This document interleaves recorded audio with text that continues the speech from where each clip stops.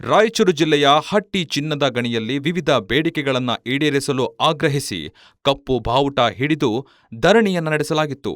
ಇನ್ನು ಹಟ್ಟಿ ಚಿನ್ನದ ಗಣಿಯ ಸಿಬ್ಬಂದಿ ಮತ್ತು ಕಾರ್ಮಿಕ ಸಂಘದಿಂದ ಮೆಡಿಕಲ್ ಅನ್ಫಿಟ್ ಯೋಜನೆ ಜಾರಿಗೊಳಿಸಲು ಹಾಗೂ ಹೊಸ ವೇತನ ಒಪ್ಪಂದವನ್ನು ಅನುಷ್ಠಾನಗೊಳಿಸಲು ಒತ್ತಾಯಿಸಿ ಕಳೆದ 11 ದಿನಗಳಿಂದ ಧರಣಿ ನಡೆಸುತ್ತಿದ್ದರು.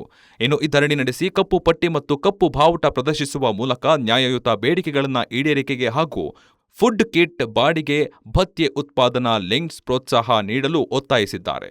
ಇನ್ನು ಈ ಬೇಡಿಕೆಗಳು ಈಡೇರದಿದ್ದರೆ ಮುಂದಿನ ದಿನಗಳಲ್ಲಿ ತೀವ್ರವಾಗಿ ಹೋರಾಟ ನಡೆಸುವುದಾಗಿ ಎಚ್ಚರಿಸಿದ್ದಾರೆ. ಈ ಕೂಡಲೇ ಬಾಕಿ ಹೆಚ್ಚಾರೆ ಕೊಡಲೇಬೇಕು. ಈ ಕೂಡಲೇ ಬಾಕಿ ಹೆಚ್ಚಾರೆ ಕೊಡಲೇಬೇಕು. ಬಾಕಿ ಎಕ್ಸ್ಗ್ರೇಷಿಯಾ ಕೊಡಲೇಬೇಕು.